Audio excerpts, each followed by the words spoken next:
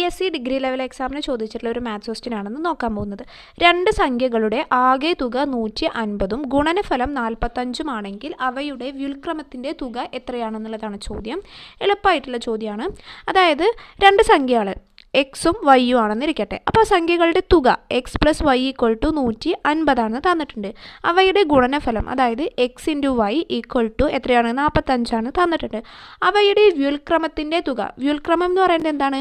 എക്സിൻ്റെ വ്യുൽക്രമം എന്ന് പറയുന്നത് 1/x, വൈൻ്റെ വ്യുൽക്രമം എന്ന് പറയുന്നത് 1/y. അവയുടെ തുക എത്രയാണെന്നുള്ളതാണ് ചോദ്യം. അപ്പോൾ നമുക്കിത് രണ്ടും സോൾവ് ചെയ്ത് എക്സും വൈയും ഒക്കെ കണ്ടുപിടിക്കേണ്ട ആവശ്യമുണ്ടോ?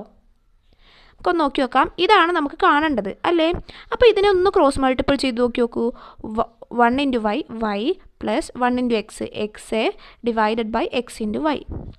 ഇതന്നെയല്ലേ ഇതും? എക്സ് പ്ലസ് വൈ എത്രയാണെന്ന് നമുക്കറിയാം, എക്സ് വൈ എത്രയാണെന്ന് നമുക്കറിയാം. അപ്പോൾ ഇനിയിപ്പോൾ എക്സും വൈയും ഒക്കെ സെപ്പറേറ്റ് കണ്ടുപിടിക്കേണ്ട ആവശ്യമുണ്ടോ? ഇല്ല. അപ്പോൾ എക്സ് പ്ലസ് വൈ എന്ന് പറയുന്നത് 150 ഡിവൈഡഡ് ബൈ എക്സ് വൈ എന്ന് പറയുന്നത് 45. ഇത് ചെയ്താൽ മതി. 150/45, അതായത് മുകളിൽ എന്താണ്? 15 ഇൻറ്റു 10, താഴെ 15 ഇൻറ്റു 3. 15 രണ്ടിടത്തും ക്യാൻസൽ ചെയ്യാം. അപ്പോൾ എന്താണ് ആൻസർ വന്നത്? 10/3. എളുപ്പം ചെയ്യാൻ പറ്റിയില്ലേ? ഉത്തരം ഓപ്ഷൻ ഡി.